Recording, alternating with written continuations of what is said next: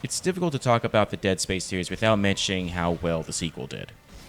Despite some of its questionable decisions for multiplayer that died pretty quickly, the game sold very well and met with so much praise that it could have been compared to Resident Evil 2 as a sequel. It did everything that the original did and more. Instead of the story taking place on a single ship, it now took place in a colony outside of Saturn. The gameplay was streamlined but not changed drastically, and the visuals were updated miraculously.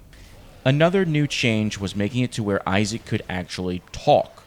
On top of that, he was a likable and relatable character. But that isn't without its faults here or there, and since this is a sequel, I'm going to be a tad bit more critical with it. But that is only because a sequel should be innovating and improving, not standing still. So, let's suit up, cut off even more limbs, and watch literally everything. This is my review of Dead Space 2.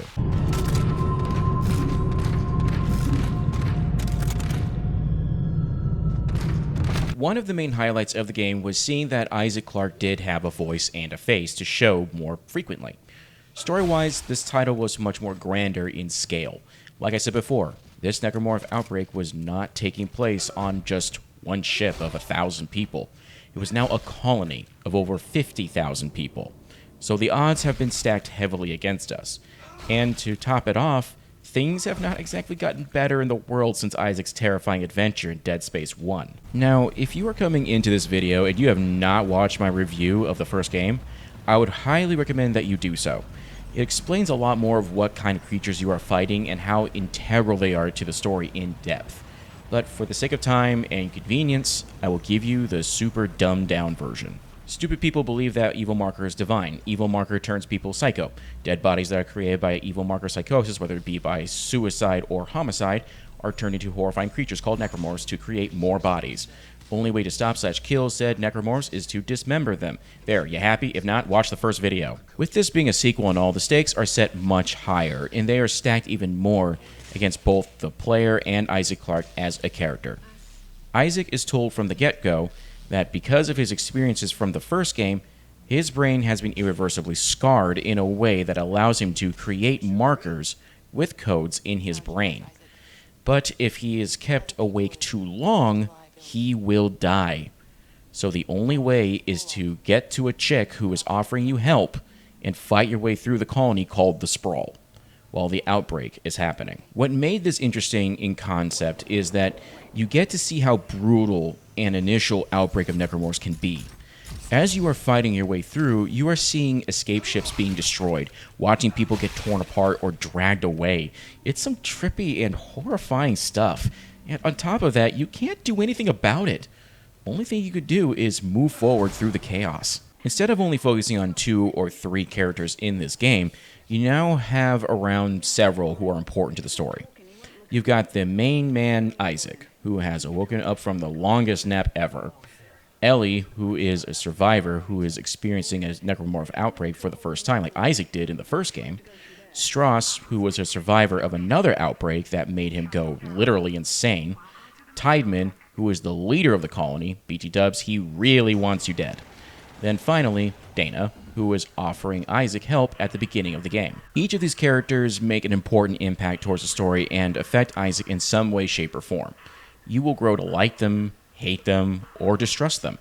Either way, the writing in the game is very sound and had me on the edge of my seat the entire time. The only negatives that I would see here are for people that are purists of the original game.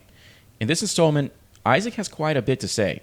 You are no longer really role-playing as Isaac. You are now walking through the story in his shoes. To a good majority of people, including myself, this change is good. Isaac is actually a pretty likable guy and is still reflected as an average Joe who just wants to live and do the right thing. So it is very difficult to fault the writers for that. I can also see why people might not like it so much, but I digress. Like in the previous title, the backstory can be explained further via the text and audio logs you find throughout the Sprawl. Like in the previous entry, finding these logs and going through their contents is really interesting.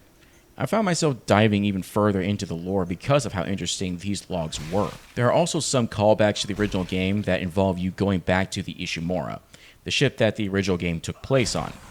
It rattles Isaac as a character, And going through that area in the game definitely gave me some flashbacks and had me looking over everything. It was strangely nostalgic and horrifying.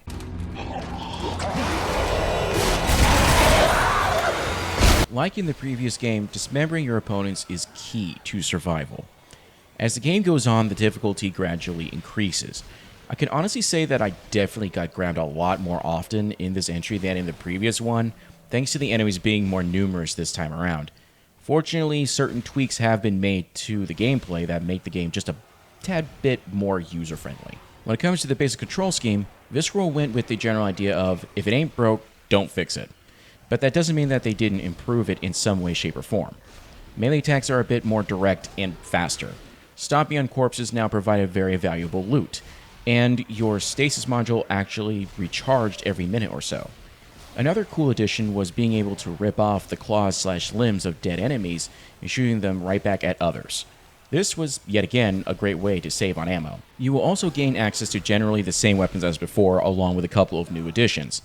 These new additions include the Ripper, the Secret Rifle, and the Grenade Launcher. Each of these weapons, like other weapons, are useful in their own right. I personally stuck with just the Plasma Cutter, the Line Gun, and the Pulse Rifle, but everyone can decide what kind of build they want to go with. Now, like in the previous title, in order to conserve ammo, you need to dismember your enemies. There's just a slight issue, though. There are a lot more that you need to fight, and there are different variations of the Necromorphs that you will encounter as well. As you progress, you run into enhanced versions of the Necromorphs almost regularly. These variants are pretty similar to the black or darker shaded Necromorphs in the original game. Only thing is that they really do show it. They are usually beefier looking, and their roars and sounds are a lot more heavy. The different types of Necromorphs that you do fight vary in speed and tactics. For example, the Stalkers. Instead of coming straight for you like usual, these things will instead hide from you and wait to attack, while they are calling at each other and moving around like raptors in a Jurassic Park movie. These things definitely gave me tension in my first playthrough and still do to this day. You will also run into Necromorphs that are bound to surfaces and will shoot explosives at you if you don't take care of them first. Remember how tedious it was to get through zero-G environments in Dead Space 1? Well, wave goodbye to that as you click the left analog stick, because you can now freely fly and float in zero-G environments. But that doesn't remove the mere fact that you are going to be attacked frequently in those environments. All of these tools are available practically from the moment that you put on your first suit in Dead Space 2, except for the weapons. Those are gradually gained. Speaking of progression, you also get access to different suits with different bonuses, along with gradual buffs to your armor and inventory. The nice thing is that your armor and inventory always stay in the highest percentage, so that way you can pick and choose what kind of suit you really want to wear.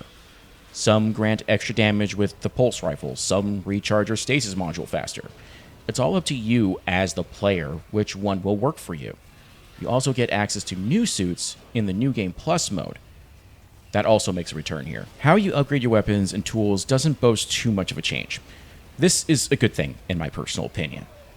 You basically plug the power nodes into the upgrade trees appropriately in order to upgrade your damage, health, click capacities, and etc.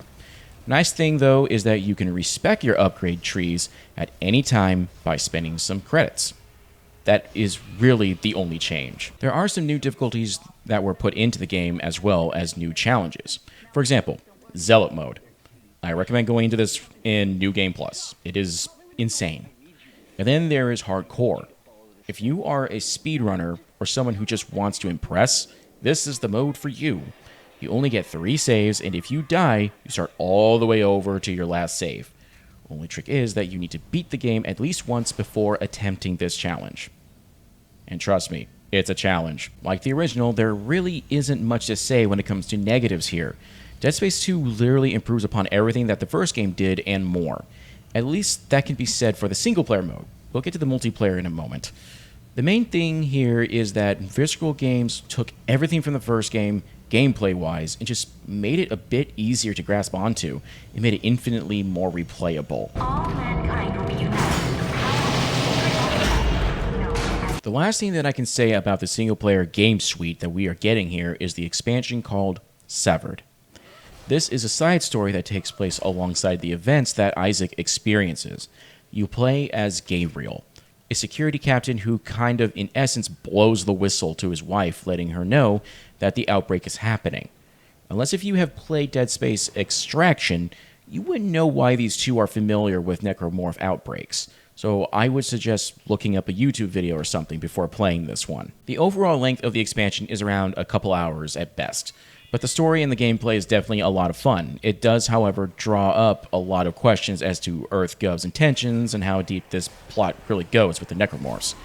The end is surprisingly fitting as well, but that is more than what I can say for the multiplayer. Oh yeah, we're talking about that today. Unfortunately, I couldn't get into a game with a reliable ping rate without getting kicked out due to latency. Seriously, are these games being hosted in China or something? Or is it just me? But I do remember my experience with it when it first came out. It was generally very chaotic and kind of unfocused. You basically have one side playing as necromorphs and the other playing as the humans. The humans would be able to select their own loadouts and enhancements. The necromorphs could choose their own mutations for whatever kind of necromorphs they got their hands on. It kind of played out as an objective-based version of Left 4 Dead Versus with some enhancements here or there. It was fun, but only for a little bit. Games were usually one-sided and humans usually got the rougher end of the stick. So yeah, it had potential, but it felt tagged on and kind of rushed overall. Entering zero gravity. The game's aesthetics did get an upgrade from the original. Models are definitely more refined, sound effects are further enhanced, and animations were more lifelike. This scroll definitely kept the file sizes down by keeping most sequences indoors, and only having a handful of encounters in more wide-open areas for zero-G atmospheres. Character models and enemy models look crisp and very much alive. It's like everything got a new coat of paint or something. That's really the best that I can say about it, and with this being on the 360, I was very impressed with how the frame rate didn't drop once in my playthrough. Maybe that's because I am on the Xbox One, but I don't recall getting any frame drops on my original 360 either. Animations and sound effects really do take the cake here, along with the music. I just can't get over the iconic tracks that play whenever you are fighting a whole bunch of necromorphs, or whenever you're going through something intense. It really does play with your head and let you know that what is happening is important. And my goodness, the deaths that you experience in this game are brutal and spine-tingling. I say that they are on par with Resident Evil 2's death scenes, if not worse. These are definitely scenes that you want to avoid, and will give you nightmares. It is no wonder a third game was produced after this one.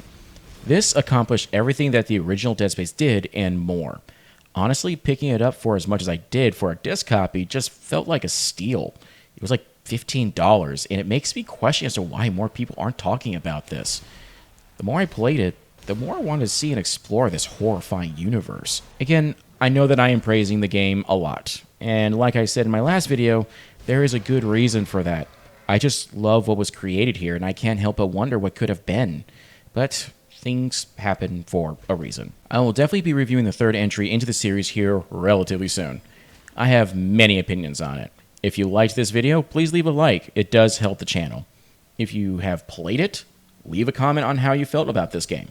Lastly, subscribe and hit that bell icon if you want to see me nerd out some more. Thank you very much for watching. I will see you in the next video.